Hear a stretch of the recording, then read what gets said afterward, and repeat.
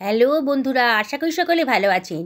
আজকে অসাধারণ টেস্টি একটা রেসিপি নিয়ে এসে হাজির হয়েছি। ডিম দিয়ে ওলকপি রান্না। এটা এতটাই টেস্টি না, আপনাদের দেখেই জিভে জল চলে আসবে। বললাম তো বন্ধুরা, কষা মাংসের স্বাদকেও এই রেসিপিটা হার মানিয়ে দেবে, এতটাই টেস্টি। চলুন তাহলে বানিয়ে ফেলি। আমি এখানে 4খানা ওলকপি নিয়ে নিয়েছি। ওলকপির ওপরের পোর্শনটা কেটে বাদ দিয়ে দেবো, আর নিচের শক্ত অংশটাও কেটে বাদ দিয়ে দেবো। এবার ওলকপির গায়ের খোসাও আমি কেটে বাদ দিয়ে দিচ্ছি। বন্ধুরা, ওলকপি কিন্তু একটু শক্ত, কাটার সময় সাবধানে কাটবেন, খোসাটা আর কি। তারপরে ওলকপিগুলোকে আমি টুকরো টুকরো করে কেটে নিচ্ছি। খুব একটা বড় সাইজও করব না, খুব একটা ছোটও করিনি। দেখুন, এইভাবে ডুমো ডুমো করে আমি সমস্ত ওলকপিগুলোকে কেটে নিলাম। আমি আগে থেকে ভালো করে ধুয়ে পরিষ্কার করে নিয়েছিলাম। ওলকপির নানান রেসিপি তো আপনারা খেয়েছেন।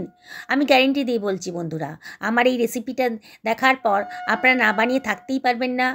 এতটাই সুন্দর দেখতে হয়েছে, আর খেতে যে কি অসাধারণ হয়েছে যেদিনকে আপনারা বানাবেন সেদিনই বুঝতে পারবেন।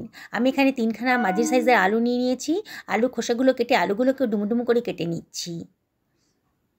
দেখুন, আমার আলুটাও কাটা হয়ে গেল। এবার আমি 5খানা ডিম আগে থেকে সেদ্ধ করে রেখেছিলাম, খোসা ছাড়িয়ে রেখেছি। এবার ডিমগুলোর গায়ে একটু কাট লাগিয়ে দিচ্ছি। এইভাবে কাট লাগিয়ে দিলে ডিমগুলো যখন তেলে ভাজবো তখন আর ফাটবে না, মানে তেল ছিটকাবে না আর কি। এবারে আমি এর ভেতরে দিয়ে দিচ্ছি সামান্য 1 চিমটা হলুদের গুঁড়ো, আর দিয়ে দিচ্ছি 1 চিমটা লঙ্কার গুঁড়ো, কাশ্মীরি লঙ্কার গুঁড়ো, জাস্ট কালারের জন্যে। আর দিয়ে দিচ্ছি 1/4 টেবিল চামচ মতো লবণ। এবার এই মশলাটা ডিমের গায়ে ভালো করে মাখিয়ে নিচ্ছি। কড়াইতে তেল গরম করতে দিয়ে দিয়েছি। 2 টেবিল চামচ মতো সর্ষের তেল আমি দিয়ে দিলাম। এবার সামান্য একটু লবণও দিয়ে দিচ্ছি, তাহলে তেলের কাঁচা গন্ধটা আর থাকবে না। তেলটা যখন বেশ গরম হয়ে গেছে তখন গ্যাসের ফ্লেমটা মিডিয়াম টু হাইতে রেখে আমি ডিমগুলোকে দিয়ে দেব। ডিমগুলোকে একটু ফ্রাই করে নেব। এইভাবে রান্না করলে ডিমের স্বাদটা কিন্তু খুব সুন্দর করে বেরোবে। এবার এপিট ওপিট একটু নাড়াচাড়া করে ডিমগুলো যখন একটু সুন্দর কালার এসে গেছে গায়ে, তখন আমি ডিমগুলোকে তুলে অন্য একটা পাত্রের ভেতর রেখে দিচ্ছি। বন্ধুরা, রেসিপিটা বানানো খুবই সোজা। যে কেউ দেখবে একবার, সেই কিন্তু বানিয়ে ফেলতে পারবে, এতটাই টেস্টি। বিগিনার্সরাও একবার দেখেই বানিয়ে ফেলতে পারবে। ওই তেলের ভেতরে দিয়ে দিলাম কেটে রাখা ওলকপি আর কেটে রাখা আলুর টুকরোগুলো। এবারে এর ভেতরে দিয়ে দিচ্ছি 1/4 টেবিল চামচ মতো হলুদের গুঁড়ো, আর দিয়ে দেবো 1/4 টেবিল চামচ মতো লবণ। লবণ আর হলুদ দিয়ে আলু আর ওলকপিটাকে ভালো করে একটু ফ্রাই করে নেব। দেখুন, অনবরত কিন্তু নাড়তে হবে, বারে বারে নাড়তে হবে, নাহলে কিন্তু তলায় পোড়া লেগে যেতে পারে, তখন খেতে ভালো লাগবে না। আমি এবার এটাকে ঢাকা দিয়ে দিচ্ছি, তাড়াতাড়ি ভাজাটা হয়ে যাবে, একেবারে মিডিয়াম ফ্লেমে। 2 মিনিট মিডিয়াম ফ্লেমে রান্না করার পর দেখুন, আলু আর ওলকপির গায়ে বেশ লালচে লালচে কালার এসে গেছে, মানে মোটামুটি ভাজাটা অনেকটাই হয়ে গেছে।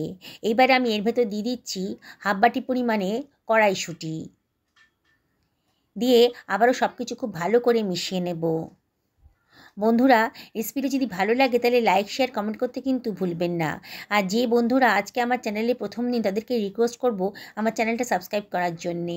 পাশে থাকা বেল আইকনটা অবশ্যই ক্লিক করে দেবেন, তাহলে নিত্য নতুন রান্নার রেসিপি যখন আমি ছাড়বো তখন আপনাদের কাছে সেই নোটিফিকেশানটা চলে যাবে।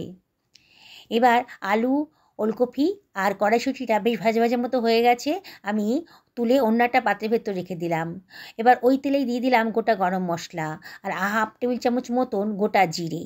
যখন সুন্দর একটা গন্ধ বেরোতে শুরু করেছে, গ্যাসের ফ্লেমটা এই সময় একেবারে লোতে রেখে দিয়েছি। সেই সময় আমি এর ভেতরে দিয়ে দিচ্ছি বেটে রাখা পেঁয়াজ।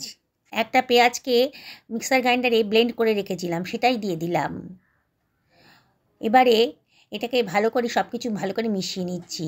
গ্যাসের ফ্লেমটা এই সময় মিডিয়াম টু হাইতে রেখেছি, অনবরত কিন্তু নাড়তে হবে। এইবারে আমি দিয়ে দিচ্ছি 1খানা টমেটো পেস্ট বানিয়ে রেখেছিলাম, সেটা দিয়ে দিলাম। মিক্সার গ্রাইন্ডারটা ধুয়ে অল্প জলও এর ভেতর দিয়ে দিচ্ছি, দিয়ে সব কিছু খুব ভালো করে মিশিয়ে নিচ্ছি। অনবরত কিন্তু নাড়তে হবে। দেখছেন তো বন্ধুরা, রেসিপিটা বানানোটা কতটাই সোজা, কিন্তু এর স্বাদ কষা মাংসের স্বাদকেও হার মানাবে। এবার আমি হাফ টেবিল চামচ মতো লবণ দিয়ে দিলাম, আর দিয়ে দিলাম হাফ টেবিল চামচ মতো হলুদের গুঁড়ো, 1 টেবিল চামচ ধনের গুঁড়ো, হাফ টেবিল চামচ জিরের গুঁড়ো, হাফ টেবিল চামচ লঙ্কার গুঁড়ো, আর হাফ টেবিল চামচ কাশ্মীরি লঙ্কার গুঁড়ো। কাশ্মীরি লঙ্কার গুঁড়োটা দেওয়ার জন্য কিন্তু রান্নার কালারটা খুব সুন্দর আসবে। এবারে সব কিছু খুব ভালো করে মিশিয়ে নিচ্ছি, অনবরত কিন্তু নেড়ে নেড়ে এবার মশলাটাকে খুব ভালো করে কষিয়ে নেব।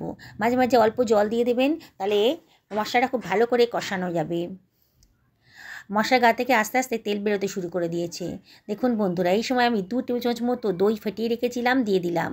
বাটি ধুয়ে অল্প জলও দিয়ে দিলাম। দিয়ে আবারও সব কিছু খুব ভালো করে মিশিয়ে নিচ্ছি।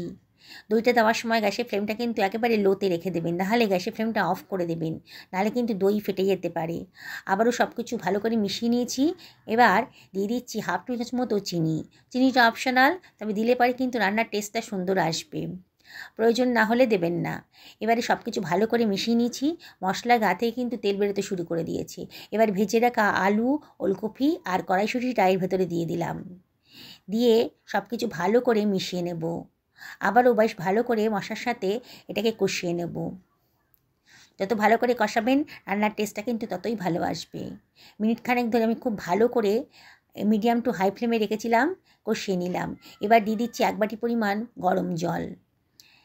গরম জলটা দেওয়ার কারণ হচ্ছে রান্নাটা তাড়াতাড়ি হবে আর রান্নার কালারটাও খুব সুন্দর আসবে। দেখুন সব কিছু আবারও খুব ভালো করে মিশিয়ে নিচ্ছি। নিয়ে এবার ঢাকা দিয়ে মিনিট 10 মিডিয়াম টু হাই ফ্লেমে রান্না করে নেব। 10 মিনিট বাদে দেখুন কালারটা কতটা সুন্দর হয়েছে। আলু আর ওলকপিটাকে দেখেই মনে হচ্ছে সেদ্ধ হয়ে গেছে, তাও একটু চেক করে নেবেন। যদি সেদ্ধ না হয়ে গিয়ে থাকে তাহলে ঢাকা দিয়ে আবারও খানিকক্ষণ রান্না করে নেবেন। দেখুন ওলকপিটা কিন্তু একেবারে নরম হয়ে গেছে, চামচ দিয়ে কাটতে পারছি। আলুটাও কিন্তু কাটতে পারছি চামচ দিয়ে, মানে মোটামুটি সেদ্ধ হয়ে গেছে, গলে যায়নি। আবারও সব কিছু ভালো করে মিশিয়ে দিলাম। এবারে দিয়ে দিচ্ছি 2খানা কাঁচা লঙ্কা আর ভেজে রাখা সেদ্ধ ডিমটা। এবারে আলতো হাতে সব কিছু ভালো করে মিশিয়ে নেব। এবার দিয়ে দিচ্ছি খানিকটা ধনেপাতা কুচি।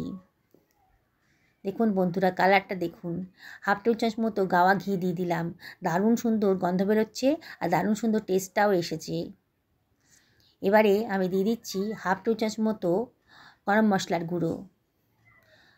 আর দিয়ে দিচ্ছি সামান্য একটুখানি, মানে এই 1/2 টেবিল চামচ মতো কসুরি মেথি হাতে ডলে দিয়ে দিলাম। সুন্দর গন্ধে গোটা রান্নাঘর মোমো করছে, এত সুন্দর গন্ধ বেরোচ্ছে। আবারও সব কিছু ভালো করে মিশিয়ে নিয়েছি। এবার এটা ঢাকা দিয়ে একেবারে লো ফ্লেমে মিনিট 5-6 রান্না করে নেব। 5 মিনিট বাদে দেখুন বন্ধুরা কত সুন্দর কালারটা এসছে। দেখুন এত সুন্দর দেখতে লাগছে না, দেখেই লোভ লেগে যাচ্ছে। গরম ভাতের সাথেই বলুন কিংবা রুটি পরোটার সাথেই বলুন, খেতে কিন্তু দারুণ। এবার একটা সার্ভিং প্লেটের মধ্যে আমি এটাকে সার্ভ করে দিচ্ছি। যেসব বন্ধুরা এই রেসিপিটা ফেসবুক থেকে দেখছেন তাদেরকে আমি রিকোয়েস্ট করব আমার পেজটাকে ফলো করার জন্যে। দেখুন বন্ধুরা কি সুন্দর দেখতে লাগছে, কি বানাতে ইচ্ছে করছে। তো এখন কিন্তু বাজারে অনেক কচি কচি ওলকপি উঠেছে, তাহলে অবশ্যই একদিন আমার মতো করে বানিয়ে দেখুন। দেখুন কালারটা দেখুন কি সুন্দর দেখতে লাগছে। কষা মাংসের স্বাদকেও কিন্তু হার মানাবে। আমার মতো করে একদিন বানাবেন আর আমাকে কমেন্ট করে জানাবেন যে আপনাদের এই রেসিপিটা কেমন লাগলো। লাইক করবেন, ভালো লাগলে পরে আপনাদের লাইক আর কমেন্ট পেলে আমার ভিডিও করার উৎসাহ কিন্তু অনেক গুণ বেড়ে যায়। দেখুন কালারটা আমি একটু পাতলাই রেখেছি, আপনারা যদি মনে করেন গ্রেভিটা একটু কম করবেন তাহলে জলটা কম দেবেন। সকলে ভালো থাকুন এই কামনা করে ভিডিওটা এখানে শেষ করলাম। নমস্কার নেবেন।